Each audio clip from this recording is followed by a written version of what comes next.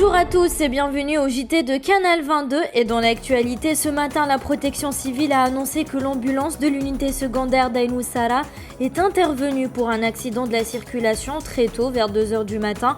Il s'agit d'une collision directe entre un camion Delta et une voiture de transport en commun Peugeot au niveau de la route nationale numéro 1. Le bilan est assez lourd, on compte près de 6 morts et 9 blessés. Les victimes étaient majoritairement des femmes dont un enfant de 4 ans. Les blessés ont directement été transférés à l'hôpital local.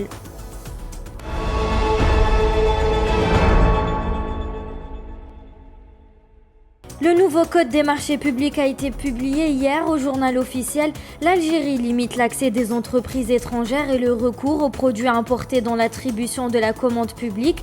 L'article indique que le service contractant ne doit permettre de recevoir aux sous-traités étrangers que lorsque les entreprises de droit algérien ne sont pas en mesure de répondre à ses besoins. Le recours aux produits importés représente une source importante de l'économie algérienne. Désormais, l'article oblige les donneurs d'ordre de privilégier l'intégration à l'économie nationale et l'importation des lots ou produits sous-traités ou acquis sur le marché algérien.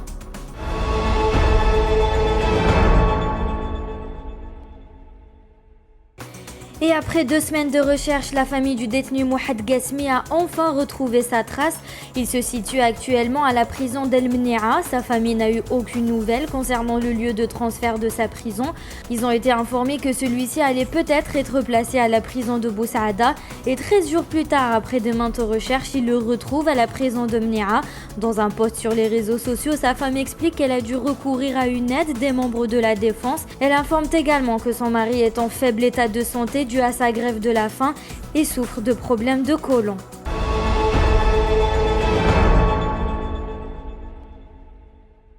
Et en ce 11 août 2023, 2 ans se sont écoulés après l'assassinat de Jamal Ben Smaïl, un jeune militant de 34 ans d'origine de Miliana. Ce fut un mercredi funeste pour sa famille ainsi que tout le peuple algérien. Durant les incendies, ce bénévole a rejoint la commune de Larvana Tiraten pour éteindre les feux. Il se retrouve frappé, brûlé à vif en pleine place publique pour avoir été suspecté d'être à l'origine des incendies.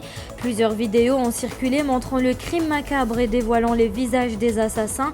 En novembre 2022, près de 102 assassins ont comparu devant la justice algérienne. Le tribunal criminel de première instance de Dal Beda prononça 49 condamnations à la peine capitale. Jamal Ben Smaïl était également un artiste, un peintre, mais aussi un auteur-compositeur. Sa plume faisait écouler un amour pour son pays et sa patrie, des mots et des chants qui résonnent encore 2 ans après son assassinat.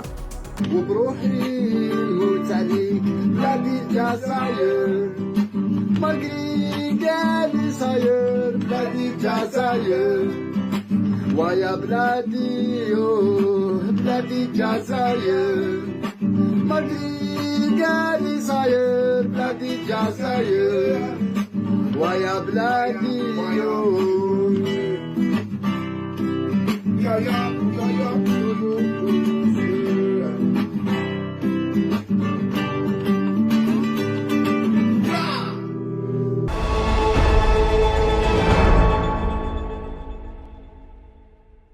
Hier, en Équateur, un candidat à la présidentielle a été assassiné. L'état d'urgence a été levé. Fernando Villavicencio a été tué par balle en pleine rue à la sortie d'un meeting électoral. 6 personnes ont été arrêtées à la suite de son assassinat. Le candidat à l'élection présidentielle avait dénoncé des irrégularités dans des contrats publics et ce, quelques jours avant d'être assassiné en pleine campagne électorale. Les autorités du pays ont précisé que les individus sont de nationalité colombienne. Le ministre de l'Intérieur, Juan Zapata, a confirmé l'implication de groupes criminels organisés. Le président équatorien a également décrété 3 jours de deuil national pour honorer en la mémoire d'un patriote. Selon lui, il s'agit d'un crime politique à caractère terroriste et dont il n'a aucun doute que cet assassinat est une tentative de saboter le processus électoral. Et c'était l'essentiel de l'actualité du jour. Merci de nous avoir suivis et à bientôt au prochain JT.